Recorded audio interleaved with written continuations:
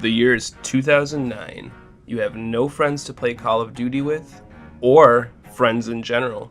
So you decide to try a game where all your enemies are actual psychopaths, and where you'd be badgered with awful middle school humor. I guess that's no different than playing any other game on Xbox Live.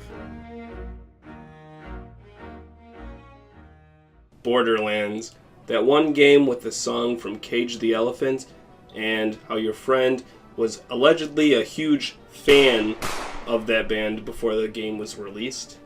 Borderlands is a series that is developed by Gearbox. The games are mainly loot-centric, first-person shooter role-playing games. That's a mouthful, so if you prefer the term, just call it a loot and shoot. The game is your standard RPG fare, mixed in with some staple first-person shooter elements, and a focus on feeding your hoarding addiction. Now, before I dig into the problems of these games, let me preface that I put thousands of hours in this series as a whole since 2009. I've done everything from being the victim of the classic "Can I see your pearlescence?" as I get kicked out of the lobby and have my weapons stolen from me, to being referred to as the kid who only plays Borderlands by my fellow middle school peers. In this video, we'll be covering Borderlands 1 and 2.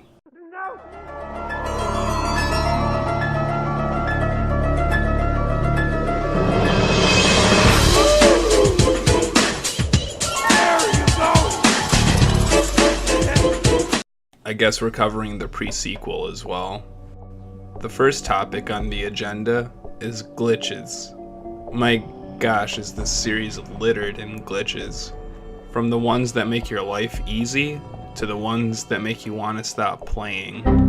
When given a mission in Borderlands, it's a common theme to have a task that involves you to kill a certain amount of enemies. Sometimes when you set out to do one of these tasks, an enemy will spawn where it's physically impossible for you to go and murder the poor chap.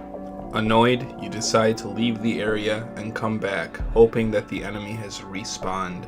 So you go on a voyage to a new area, then return to this area, hoping that the enemy respawned in a more accessible location for its demise. It's just a lot of wasted time. One particularly mind-numbing glitch I had was in the pre-sequel, when I had to retrieve a key item from a bandit's car for a mission.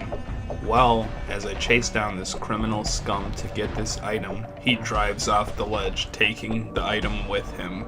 The valuable dropped to the abyss of the map where I could not pick it up without falling to my death.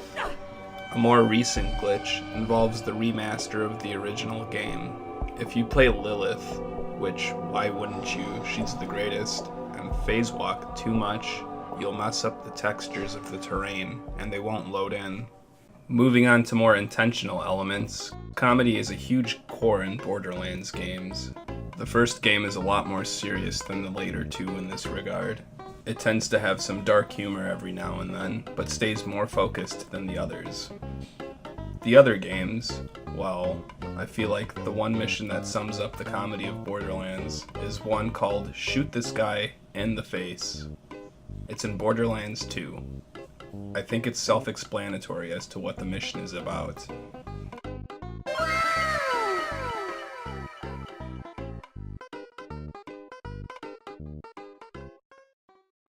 All in all, the middle school humor is what makes Borderlands, Borderlands.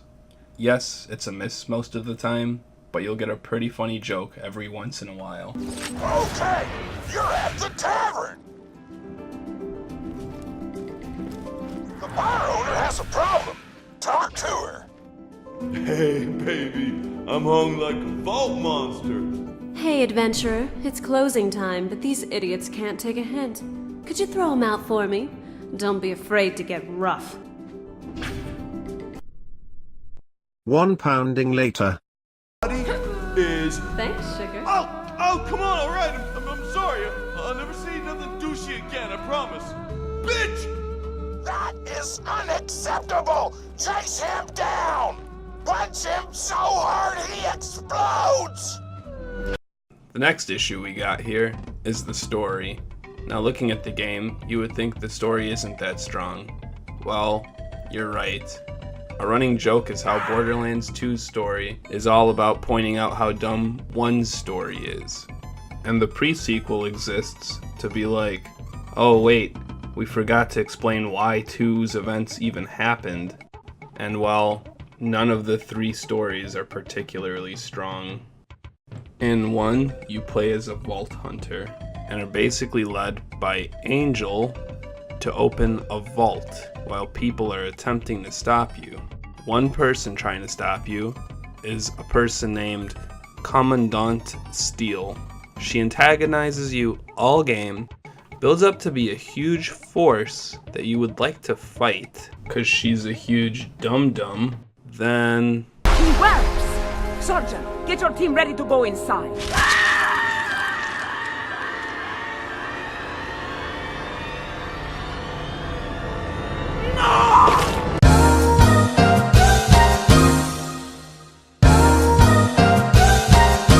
The last in-game element I'd like to talk about is the setting.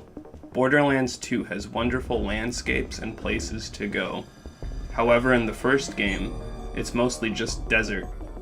While it fits the theme well, you do kind of get sick of seeing all the places look the same.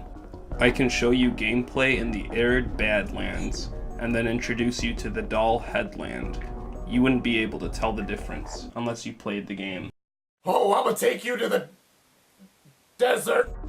Borderlands 2 addresses this issue of blandness very well, and introduces a nice spread of different biomes and areas so you don't get bored of seeing sand all the time. Unfortunately, the pre-sequel suffers from the same thing that Borderlands 1 did in my opinion, as they went for an overly sci-fi space theme for most of the places. The final topic is a bit of a touchy subject.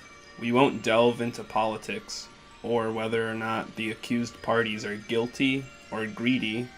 However, we'll touch base on awful PR and marketing. You can argue that marketing and business politics can affect your experience of a game when you finally get to play it, and whether or not they did anything right or wrong, you cannot argue the fact that it has been handled horribly between unprofessional behavior and childish tantrums.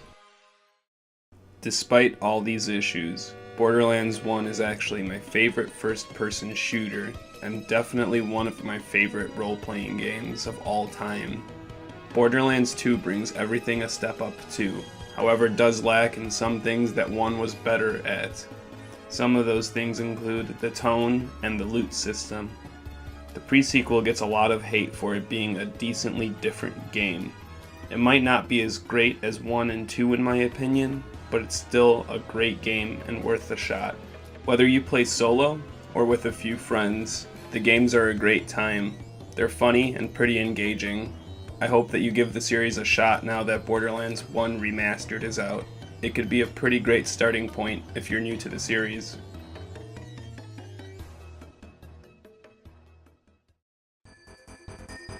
Hey there, I just wanted to say thanks for watching my video.